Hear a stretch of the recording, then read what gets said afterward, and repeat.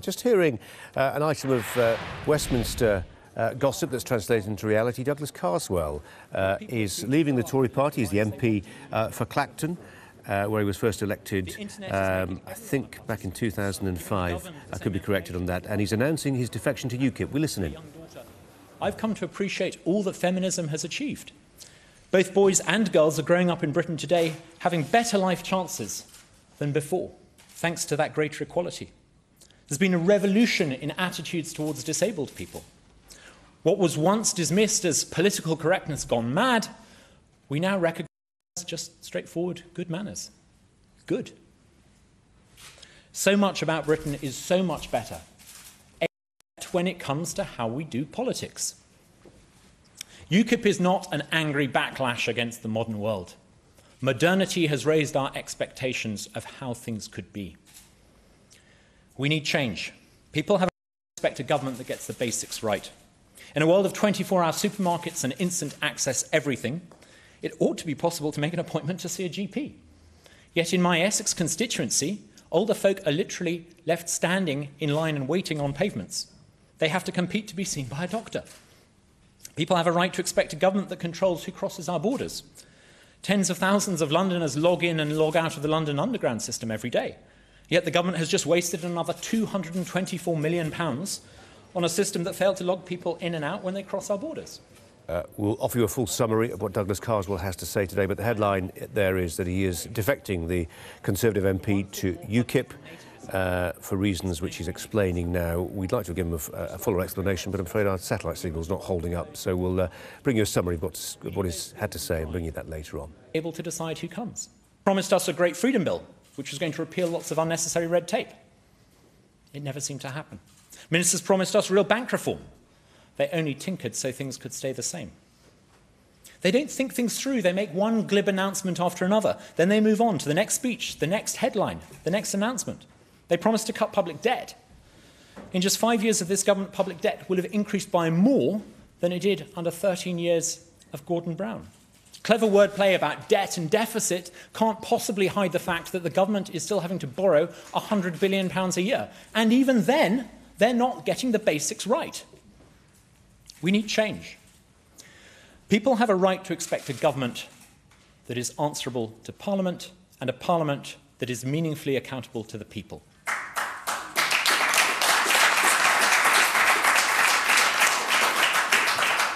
All three parties went into the last election promising to give local people a right to recall their MP.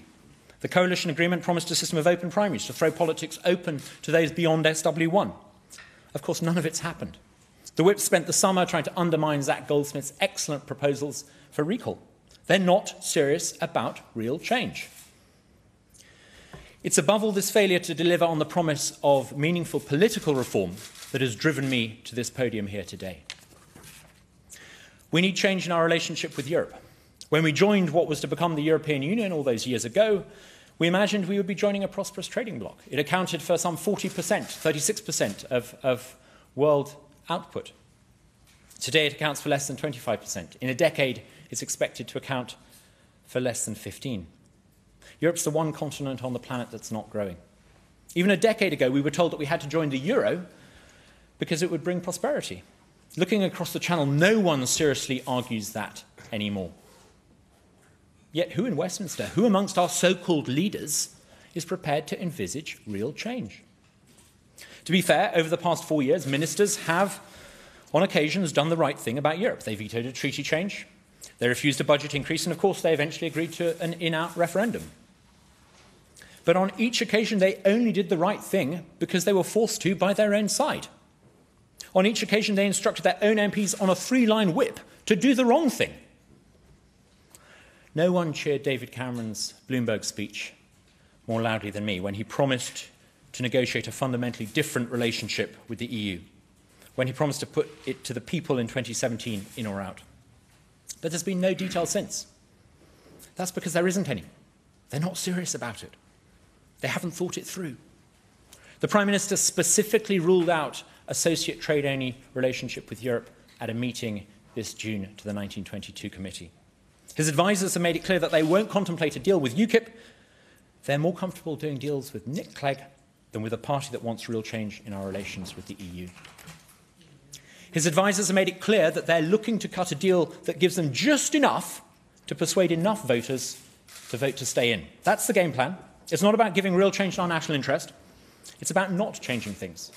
It's about hanging on to office. Once I realised that, my position in the Conservative Party became untenable. There is a world of change and opportunity out there. Tens of millions of people have been lifted out of poverty in recent decades. There's a growing middle class in India, in China, and elsewhere. Our future prosperity rests on being able to produce things that those new consumers want. Ministers are simply not up to giving us the kind of realignment that we need. It's not enough that I leave the Conservative Party and join UKIP. As someone who's always answered directly to the independent-minded people of Essex, there's only one honourable thing for me to do. I must seek permission from my boss, the people of Clacton. I will now resign from Parliament and stand for UKIP in the by-election that must now follow.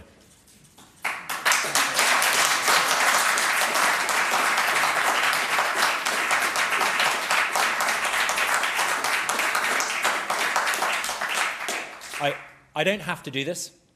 It would have been easy for me to muddle along comfortably as a backbench MP.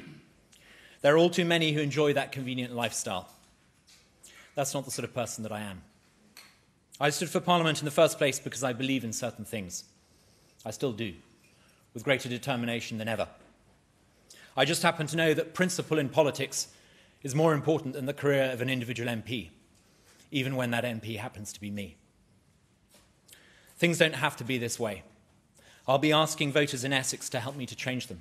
Let's do this together. Let's see if we can make history. Thank you. I must now return to Clacton for what is to come.